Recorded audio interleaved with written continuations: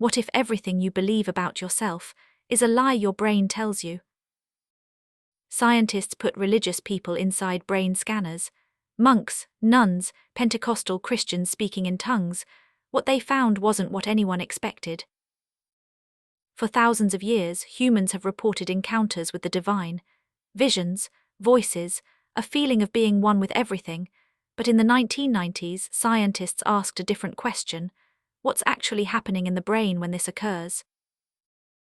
A radiologist at the University of Pennsylvania named Andrew Newberg started putting Tibetan monks and Franciscan nuns into brain scanners.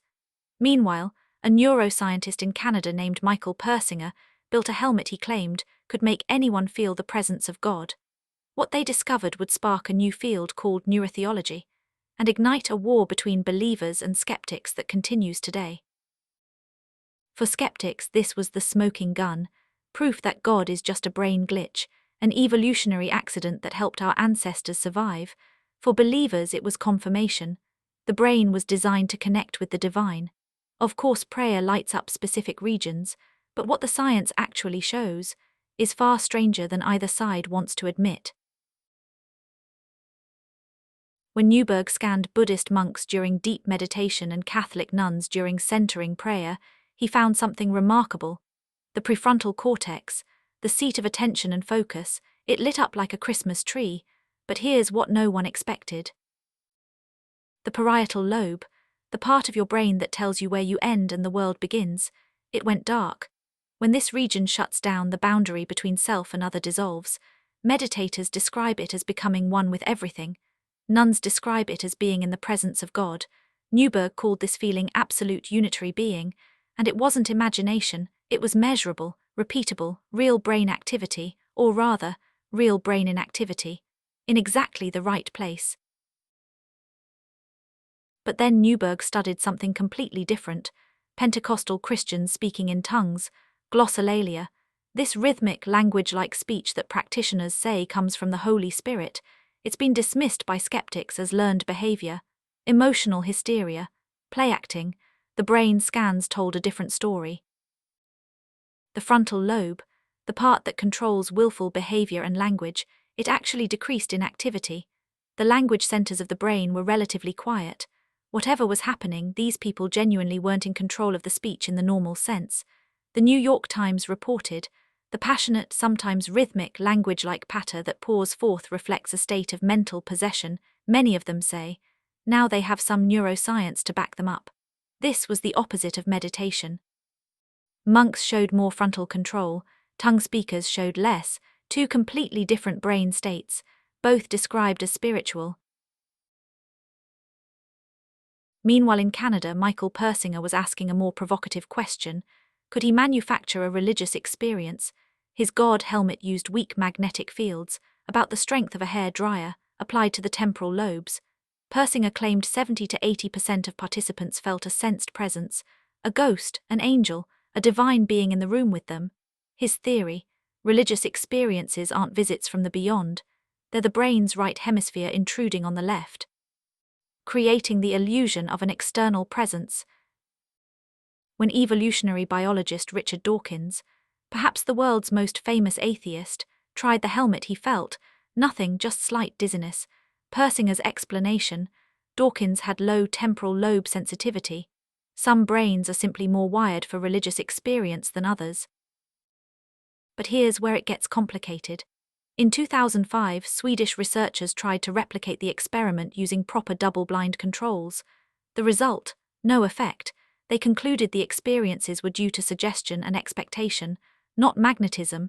Persinger disputed their methodology. The scientific community remains divided. What everyone agrees on: some brains are more prone to religious experiences than others. The question is why. Step back from the brain scans for a moment. Ask a bigger question. Why would evolution give us brains that have religious experiences at all? Evolutionary psychologists have identified several features of human cognition that make belief almost inevitable. First, hyperactive agency detection. Your ancestors survived because they assumed the rustling in the bushes was a predator, not the wind. False positives kept you alive. False negatives got you killed. We're descended from the paranoid ones. We see agents and intentions everywhere, even where they don't exist. Second, theory of mind gone wild. Humans are social animals. We evolved to read minds, to understand what others are thinking and feeling, but this ability doesn't have an off switch. We attribute minds to the wind, to the universe, to invisible beings. Gods are what happen when theory of mind has no object to attach to. Third, pattern recognition overdrive. The brain is a pattern-matching machine. It finds meaning in randomness, faces in clouds, messages in coincidences, purpose in chaos. 84% of the world's population identifies with a religious group. Nearly 6 billion people. This isn't a glitch, it's a feature. Religion may be an evolutionary accident, but it's one that stuck around because it works.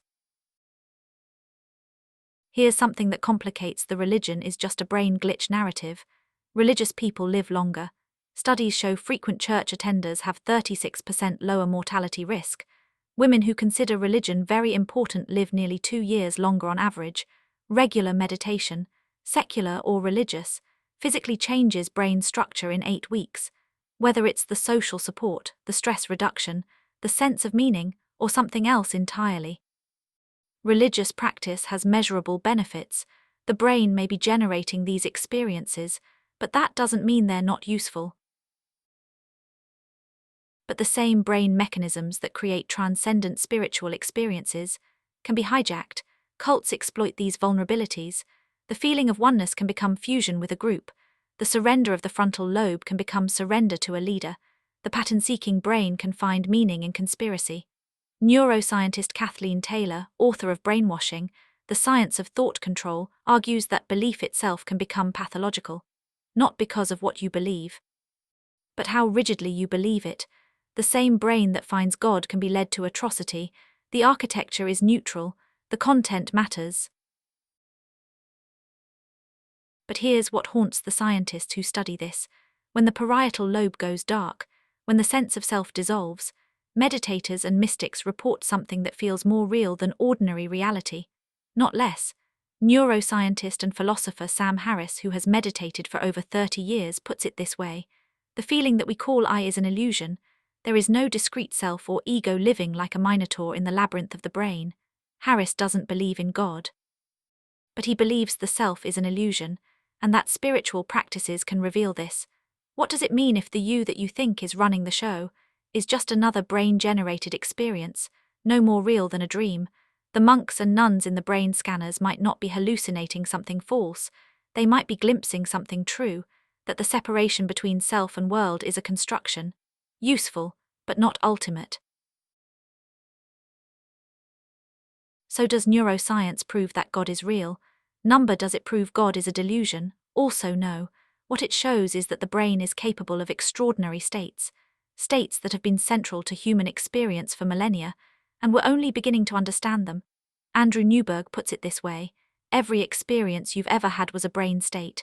That doesn't make love, beauty, or meaning less real. Why should it make spiritual experiences less real? What we do know, regular contemplative practice, meditation, prayer, whatever you call it, changes the brain in measurable ways. 8 weeks is enough to see structural differences. The benefits don't require belief in anything supernatural. Whether you're a monk seeking enlightenment, a nun seeking God, or an atheist seeking clarity, the practices work, the brain responds. The question isn't whether religious experiences are real or fake. The question is, what are they showing us about the nature of consciousness itself? Your brain constructs your entire reality. Every sight, sound, thought, and sense of self. Religious experiences might just be moments when the construction becomes visible. And that's either terrifying or liberating, depending on how you look at it.